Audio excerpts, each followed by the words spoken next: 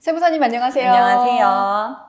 세무사님, 해외 주식을 증여받기 좋은 때가 있을까요? 맞아요. 동일한 주식을 증여받았는데 세금을 조금 덜 낼 수 있는 때가 있다라고 한다면 그때가 증여받기 좋은 때가 아닌가 싶습니다.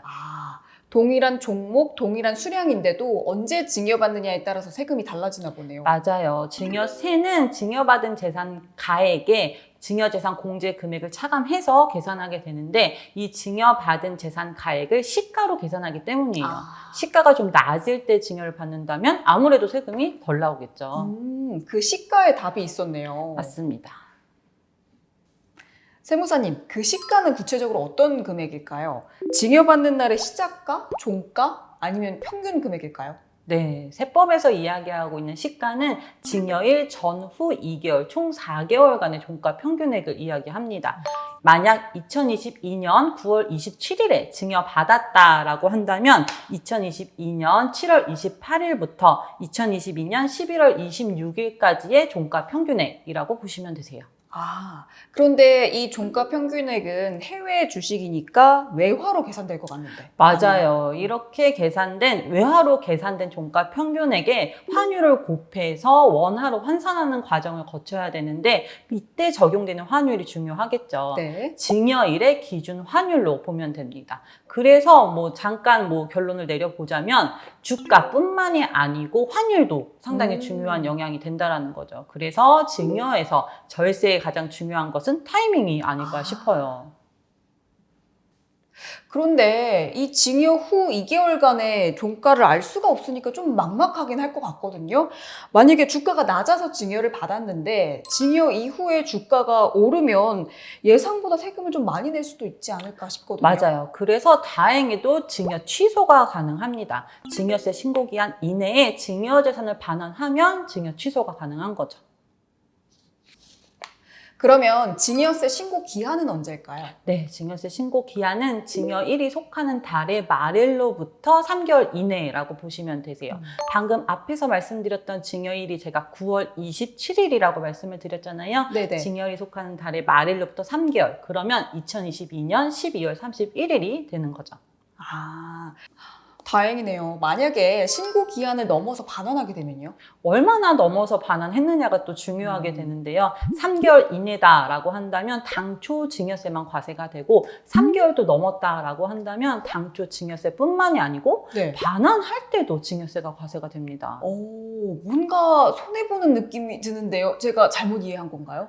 제대로 이해하셨어요. 그래요? 이상하다고 생각하시면 네. 맞아요. 제대로 이해를 하셨습니다. 음. 간단하게 사례를 한번 들어볼게요.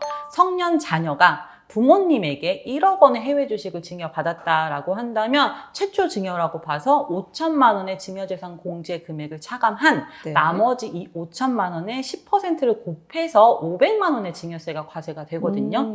근데 신고기한 이내에 이 재산을 반환하고 증여 취소를 했다라고 한다면 이 500만 원을 다시 다 환급받을 수 있습니다. 근데 신고기한이 넘어 3개월 이내에 반환했다라고 한다면 500만 원은 그대로 내야 돼요. 근데 또 네? 최악의 경우로 보면 이 3개월도 지나서 신고기한 3개월 이후에 반환했다라고 한다면 당초 증여세 500만 원 뿐만이 아니고 이 반환되는 과정 또한 증여 거래로 봐서 다시 한번 증여세가 과세되는 거예요. 그러면 결국은 주고받은 재산은 없는데 세금만 내게 되는 그런 상황인 거네요. 맞아요. 네. 증여를 취소하고 싶다라고 한다면 언제 취소해야 되는지 그 시기를 좀 적절하게 조정해야 된다라고 보실 수 있으세요. 마지막으로 또 다른 증여세를 절세할 수 있는 팁 있으면 알려주시죠. 네, 증여세 절세의 기본 팁을 한번 이야기를 해볼게요. 아까 처음에 증여세 계산을 할 때 증여재산 가액에 증여재산 공제 금액을 차감한다라고 말씀을 드렸는데 이 증여재산 공제 금액을 잘 활용하면 좋을 것 같습니다.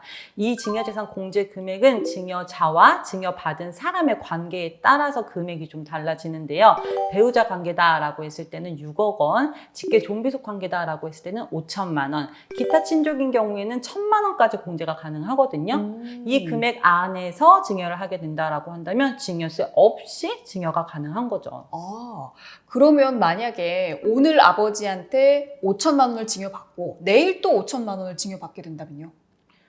그러면 세금이 없다고 생각하시는 거죠? 네, 없는 거 아닐까요? 5천만 원까지. 네, 맞아요. 그러니까요. 그렇게 생각할 수 있지만 그렇지 않습니다. 징여세를 계산할 때 동일인에게 과거 10년 이내에 징여받은 재산이 있다라고 한다면 합산해서 과세되게끔 되어 있거든요. 그래서 오늘 징여를 받았다라고 한다면 10년이 지난 이후에 다시 징여를 받아야 합산 과세도 피할 수 있고 징여재산 공제 금액도 새롭게 적용받을 수 있습니다.